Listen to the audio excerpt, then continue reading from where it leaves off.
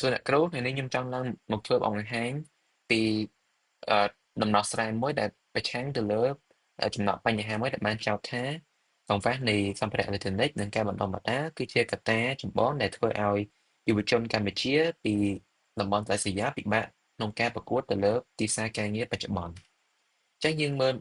ទៅមើលឫសគល់របស់បញ្ហាមួយនេះអញ្ចឹងឫសគល់របស់វាគឺមាន3គឺទី1គឺខ្វះនៅធនធានយើងដឹងហើយនៅតាមសាលានីមួយៗគឺមិនមានកុំព្យូទ័រអ៊ីនធឺណិតឬក៏ធនធាន material ដើម្បីគាត់អាច learn ពី digital skill នេះបានទេទី2គឺខ្វះនៅអ្នកដែលជំនាញអញ្ចឹងខ្វះនៅគ្រូបង្រៀនខ្វះនៅអឺអឺ professional ដែលអាចបង្រៀន skill ទាំងនេះដល់គាត់បានហើយទី3គឺ low availability បានន័យថាអឺខ្វះនៅ program ដែលដាក់ចូលទៅក្នុងកម្មវិធីសិក្សាឬក៏ program ផ្សេងៗដែលដាក់ចូលដើម្បីអាចឲ្យពួកគាត់អាច learn skill នឹងបានអញ្ចឹងដោយហេតុដែល3problem នេះហើយបានកើតជាបញ្ហានេះមួយអញ្ចឹងយោងតាមការសម្ភាសន៍យើងឃើញថាមានតែ10%ទេដែលមាន access ទៅកុំព្យូទ័រមានកុំព្យូទ័រប្រើប្រាស់ហើយ100%នៃអ្នកដែល interview ហ្នឹងគឺបានឃើញថាពួកគាត់គិតថាអ្នកដែលចេះទៅលើកុំព្យូទ័រឬក៏ access ទៅលើកុំព្យូទ័រនឹងផ្ដល់នៅadvantage ដល់គាត់ហើយមួយទៀតគឺអឺមានតែ30%ទេដែលបានរៀននៅសាលារៀនដែលអឺអឺប្រកបទៅដោយមានអឺឧបករណ៍កុំព្យូទ័រត្រឹមត្រូវដើម្បីអាចរៀនសូត្របានហើយចុងក្រោយបង្អស់គឺមាន100%ដែលបាន agree ថាមិនមានsupport ទៅលើសិស្សពីតំបន់ដាច់ស្រយាលដើម្បីរៀនទៅលើ ICT skills នេះបានគ្រប់គ្រាន់ទេអញ្ចឹងយោងតាមUNDP យើងឃើញថាមានតែ51%នៃ student ទាំងអស់ទេដែលមាន computer skill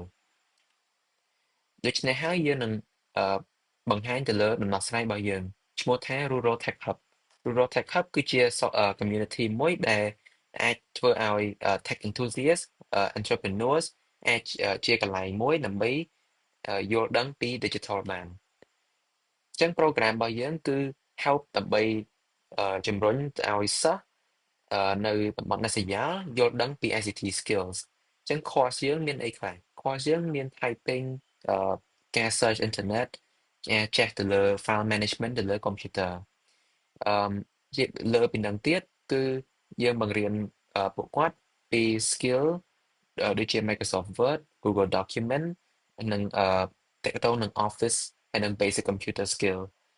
ទី3ក៏យើងអាចបង្រៀនគាត់ទៅលើ advanced ទៅទៀតគឺinternet security របៀបគាត់ចេះមើលទៅលើ internet ដឹងអីជា virus ហើយទី3គឺយើងអាចចូលឲ្យគាត់ដឹងពី coding ហើយនឹងចេះ web development ដើម្បីយកទៅពេលគាត់ចប់ high school គាត់មាន skill ទាំងនេះក៏អាចជួយដល់ពេលគាត់នៅពេលមហាវិទ្យាល័យដែរអញ្ចឹងtarget customer របស់ពួកយើងគឺអាចទាំងក្មេងប្រុសអាចទាំងក្មេងស្រីអាយុពី6ទៅ18ឆ្នាំដែលនៅមហាវិទ្យាល័យឬក៏អនុវិទ្យាល័យព្រមទាំងបឋមសិក្សាផងដែរហើយពួកគាត់អាច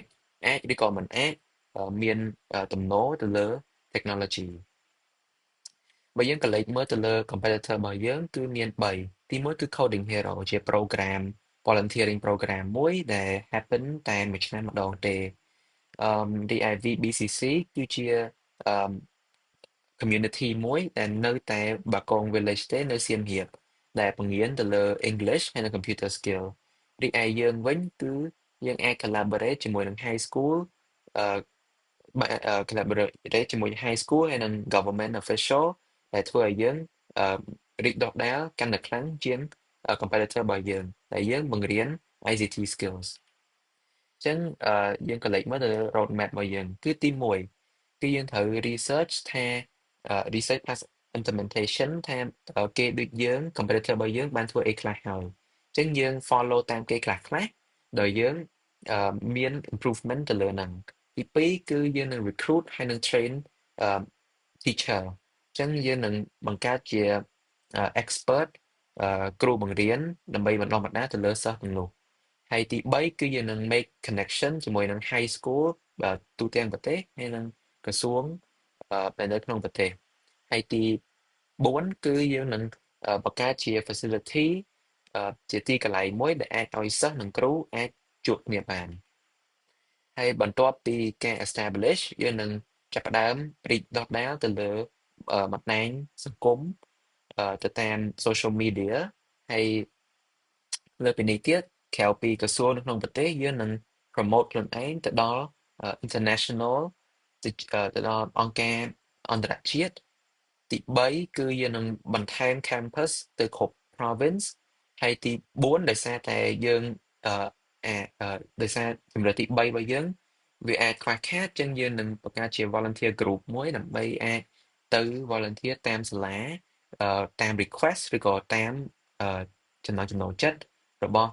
អឺតាម interest របស់អឺសាលារបស់យើងហើយopportunity ដែលបានមកពីការរៀននៅ Rural Tech Hub គឺទី1គឺ materials គឺពេលរៀននៅសាលារបស់យើងគឺយើងនឹង provide ទៅលើ laptop ឬក៏ personal computers ហើយនិង mobile phone សម្រាប់សិស្សដែលខ្វះខាតប៉ុន្តែពួកគាត់បាន show ថាពួកគាត់ជាសិស្សដែលពូកែទី2គឺ mentorship គឺពួកគាត់នឹងទទួលបានអ្នកដែលនឹងជួយដឹកដៃរបស់គាត់នៅពេលដែលគ្រួសារគាត់នៅខ្វះខាតអញ្ចឹងទឹកដីគាត់ឲ្យដឹងពីការរៀនសូត្រនៅមហាវិទ្យាល័យហើយនិងការងារដែលទីផ្សារការងារដែលមានហើយទី3គឺសិស្សទាំងនោះគឺនឹងអាចមាន opportunity ខ្លាយទៅជា teacher ខ្លាយជាគ្រូបង្រៀនដើម្បីអាចបង្រៀនទៅលើសិស្សប្អូនដើម្បីវិស័យមួយនេះកាន់តែអភិវឌ្ឍទៅមុខសម្រាប់ website យើងនឹងបង្កើត website មួយគឺដើម្បីអាច show information ទៅដល់ international audience ទៅលើ international organization អាចដឹងពី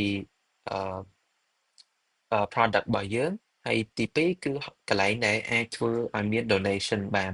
ដើម្បី donate ទៅដល់ organization យើងអាច